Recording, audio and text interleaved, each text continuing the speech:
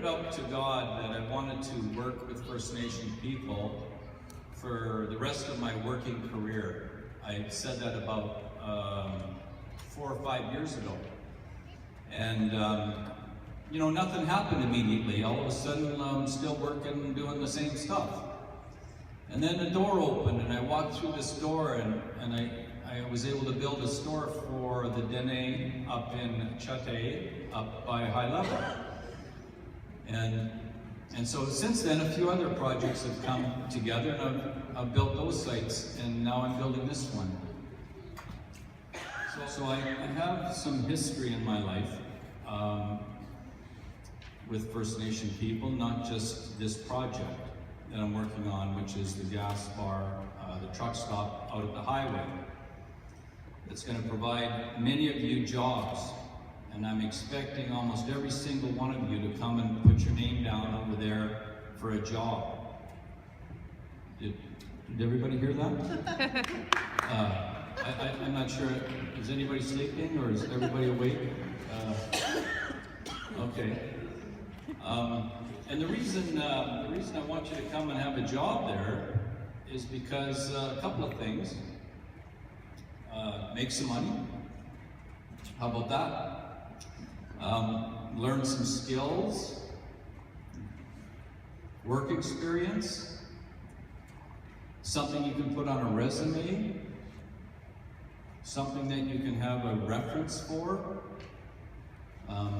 The manager of the truck stop can provide you a name as a reference so that when you exceed that opportunity out there and you go on to something much greater for yourselves, that you can say, call this person, and they will validate who I am as a person, because I really want this job, and you check with them and they'll tell you who I am.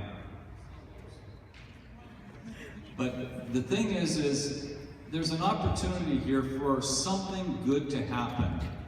And it's not about the business itself, it's about your lives. And I'm going to get a little serious here for a minute, okay? I'm kind of casual at the moment, right? And I'm not reluctant to say this and say too much about this, but you can look at me and think, you know, here's some guy with a big mouth that's chatting away, and he knows this and that.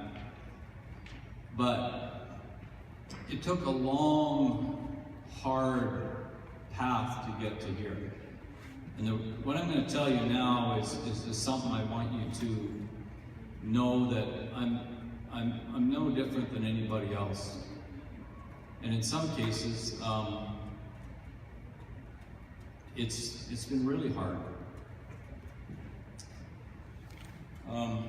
When I was a kid, I had some really crappy things happen to me. And it changed my direction in my life. I got beat down. And I kind of lost who I was as a person. And I got into a lot of trouble. I was a big-time troublemaker when I was a kid. It went sideways on me really, really bad. And it came from a couple of incidences that happened in my life that kind of upset me and rocked my life. And the reason I'm telling you this is simply because I know what goes on in here. There's a lot of negative ideas going on in the head in a lot of people. And that happened to me. And it was hard for a long time. But something else happened to me. There was a couple of people in my life that kind of took me under their wing and said, Mark, I think you can do better. I think you can do better. And I didn't really have a lot of confidence I could do better. But they did. They said, you know, come along with me. And we'll see where things can go.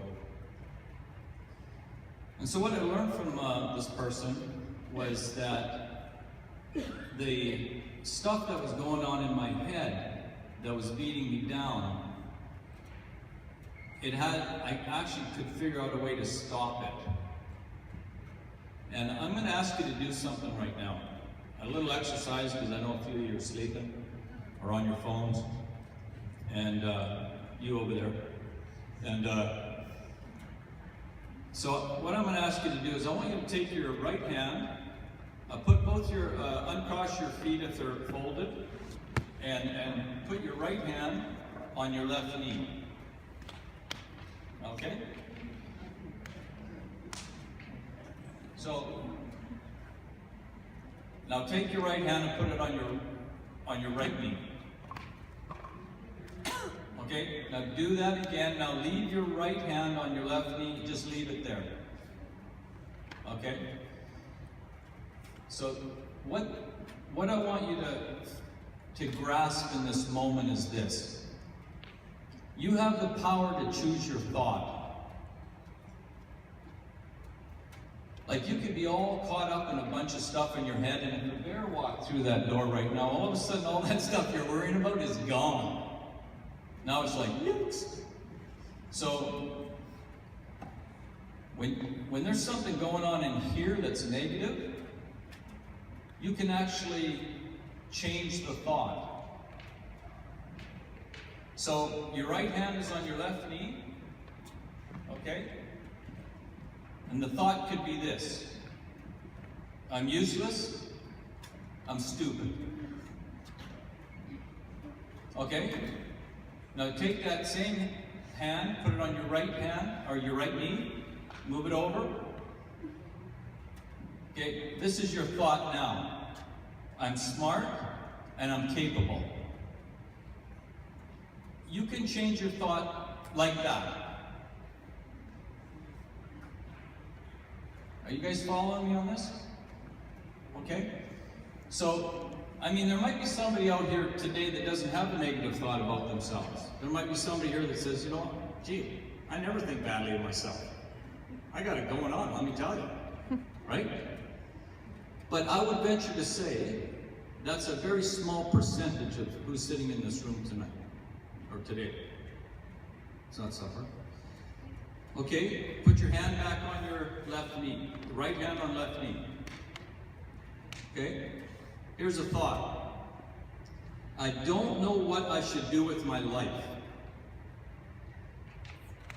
Okay? That's a thought.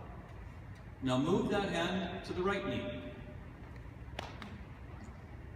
I don't know what I should do with my life, but something inside me does. I don't know, but something inside me does know. Right? And I'm speaking from very personal experience on this. I'm not trying to teach you something I haven't lived myself, okay? I had a negative dribble of thought going through my mind for so many years that I didn't get anywhere. So it's really up to you, right? Can you change your thoughts about yourself? So I'm going to give you a couple of little stories on how to follow this a little bit further, okay?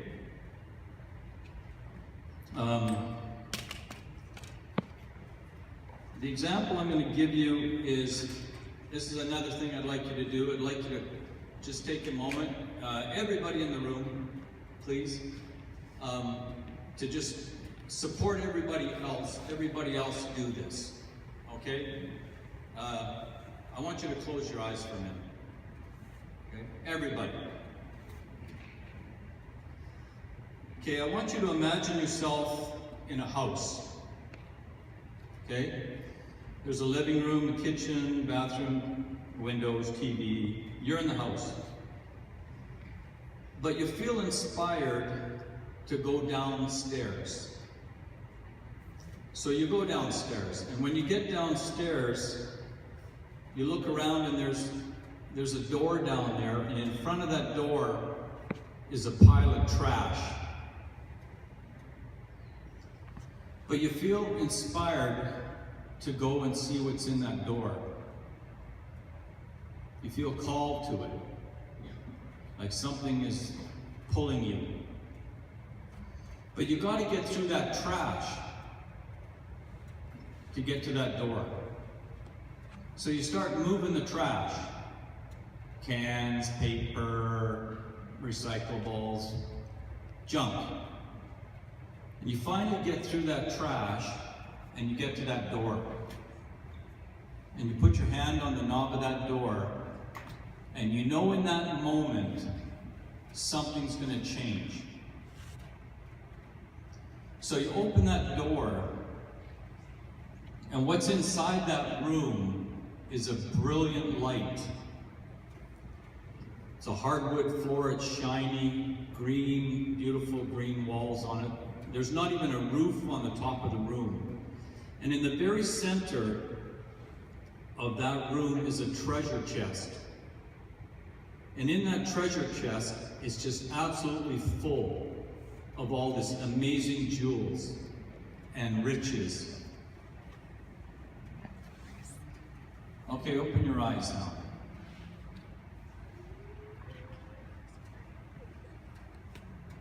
What do you think that room is, or where do you think it is? Anybody got a suggestion? It's right here. This is the room. In each of our hearts, this is the room. There's a place inside each one of us that isn't broken. I found that. It took me 25 years. I almost swore there. It took me 25 years to find that room that was, I'm okay with me. I'm just asking you guys, do not wait that long. What a long time, right? There is a place inside each one here. Can you imagine that? There's a part of me that's not broken. I don't have to fix. That's the part I would encourage you to get in touch with and to connect with, because that is going to be the engine that's going to take you forward.